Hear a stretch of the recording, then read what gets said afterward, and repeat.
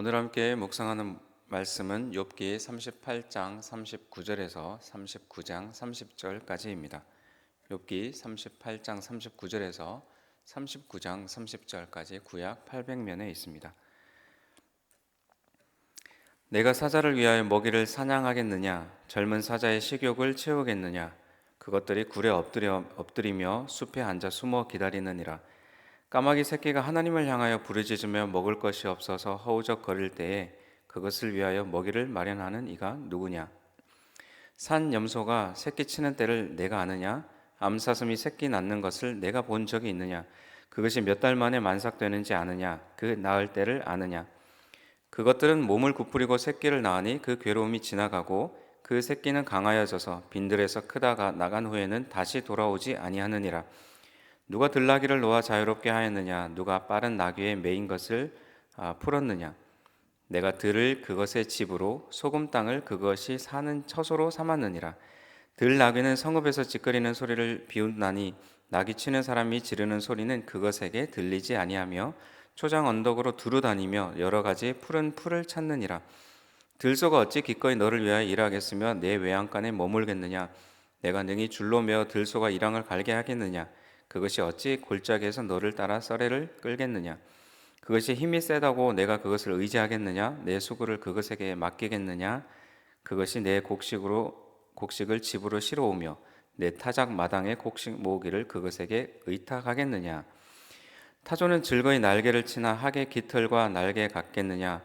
그것이 알을 땅에 버려두어 흙에서 더워지게 하고 발에 깨어질 것이나 들짐승에게 밟힐 것을 생각하지 아니하고 그 새끼에게 모질게 대함이 제 새끼가 아닌 것처럼 하며 그 고생한 것이 헛되게 될지라도 두려워하지 아니하나니 이는 하나님이 지혜를 베풀지 아니하셨고 총명을 주지 아니함이라. 그러나 그것이 몸을 떨쳐 뛰어갈 때에는 말과 그 위에 탄 자를 우습게 여기느니라. 말의 힘을 내가 주었느냐? 그 목에 흩날리는 갈기를 내가 입혔느냐? 내가 그것으로 메뚜기처럼 뛰게 하였느냐?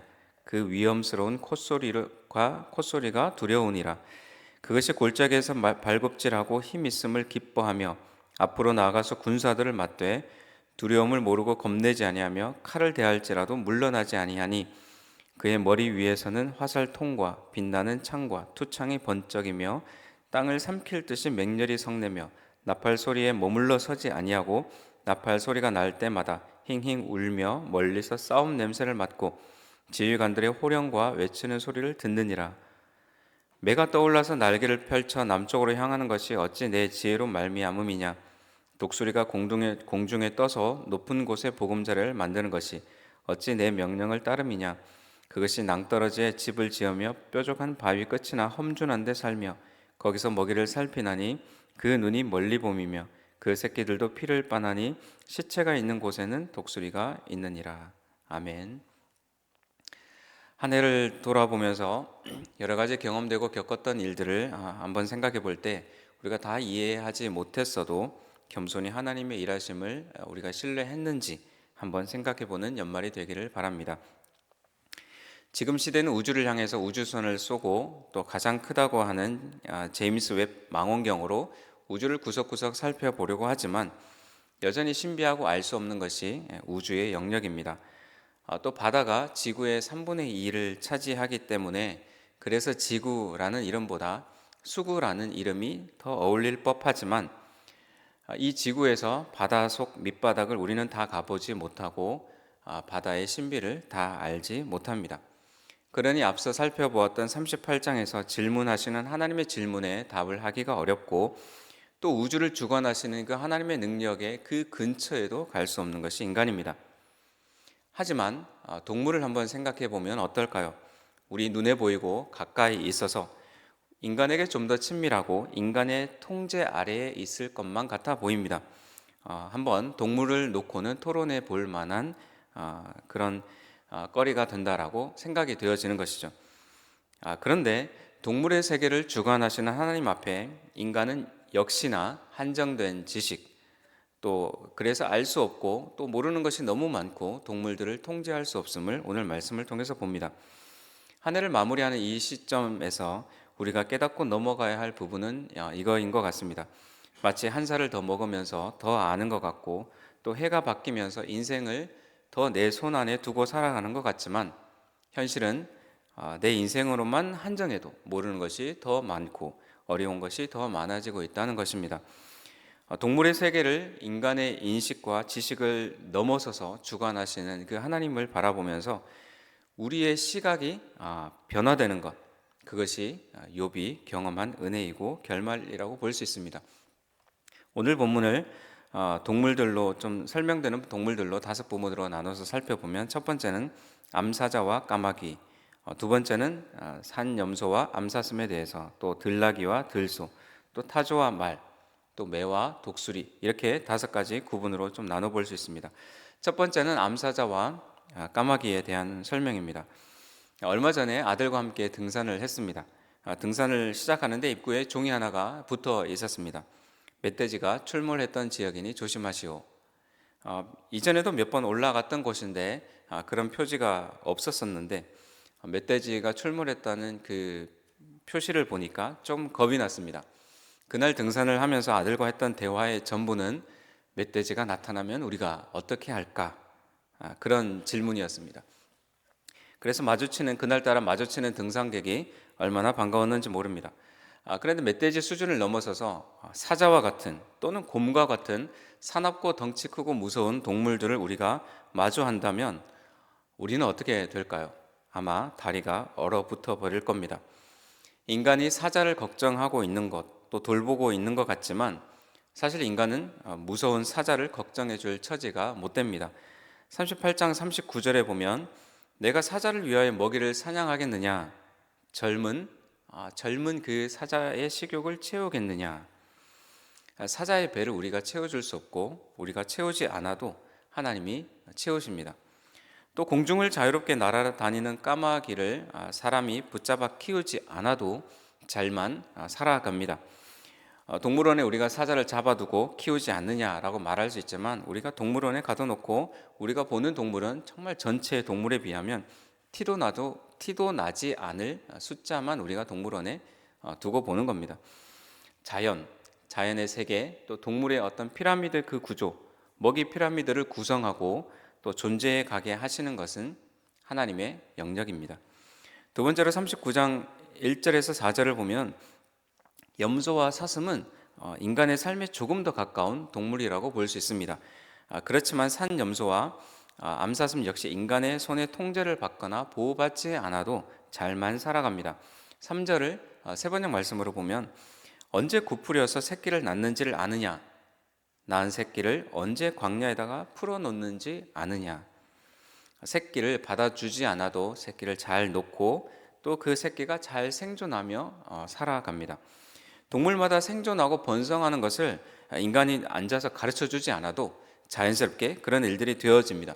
사람들은 그것을 흔히 본능이라고도 하고 또 자연의 이치라고도 말하지만 그렇게 자연스럽게 살아가는 것 역시 그냥 그렇게 되는 것이 아니라 하나님의 설계와 보호 속에 있는 일입니다. 5절에서 12절은 들나귀와 들소에 대해서 살펴봅니다. 하나님이 인간이 가축으로 기를 수 있도록 한 동물 외에 들에서 자유롭게 살아가는 동물들은 인간의 통제 밖에 있습니다. 6절에 보면 내가 들판을 그것의 집으로 또 소금 땅을 그것이 사는 처소로 삼았느니라. 각각의 동물들이 거할 처소를 하나님이 마련해 주십니다. 또 먹을 것들을 자연을 통해서 뿌려 놓으시고 예비해 놓으십니다. 9절에 들소가 어찌 기꺼이 너를 위하여 일하겠으며 내 외양간에 머물겠느냐. 들소, 들에 사는 소, 그것이 아무리 힘이 좋아도 그것을 가축화할 수가 없습니다. 욥의 시대나 지금의 시대나 사람이 통제할 수 있는 또는 통제할 수 없는 동물들이 좀 구분되어 있는 것을 봅니다. 또 같은 나귀라도 인간이 통제할 수 있는 숫자는 아주 미미합니다. 들에 사는 들나귀들은 어느 것에 매이지 않고 자유롭게 살아갑니다. 바닷속의 물고기들을 한번 살펴보면 때를 지어서 헤엄쳐 다니는 것을 누가 가르쳐 주지 않아도 마치 들나귀나 들소가 들에서 자유롭게 어떻게 살아가야 하는지를 가르쳐 주지 않아도 생태계는 잘만 돌아가는 것입니다. 들소를 인간의 지혜로 한번 길러보겠다고 한들 외양간에 머물지 않고 들소는 외양간을 부수고 도망가 버릴 것입니다. 타조와 말을 한번 살펴봅니다. 타조는 애매한 동물입니다. 타조를 한자로 살펴보면 낙타 타자에 새 조자를 씁니다. 한자의 설명으로 살펴보면 생긴 것은 낙타처럼 생겼는데 또 새이기도 하다라는 겁니다. 새 가운데 덩치가 아주 큰 편에 속하는데 근데 덩치는 큰데 날개가 작아서 날 수 없는 새입니다. 대신에 타조는 땅에서 달리는 속도가 아주 빨라서 90km까지 육박할 정도로 그 속도로 달릴 수 있는 동물입니다. 날지 못하는 새라는 타조는 우리의 고정관념을 깨는 동물입니다. 왜냐하면 새는 당연히 날 수 있다라고 우리가 생각하고 있기 때문입니다. 15절에 보면 발에 깨어질 것이나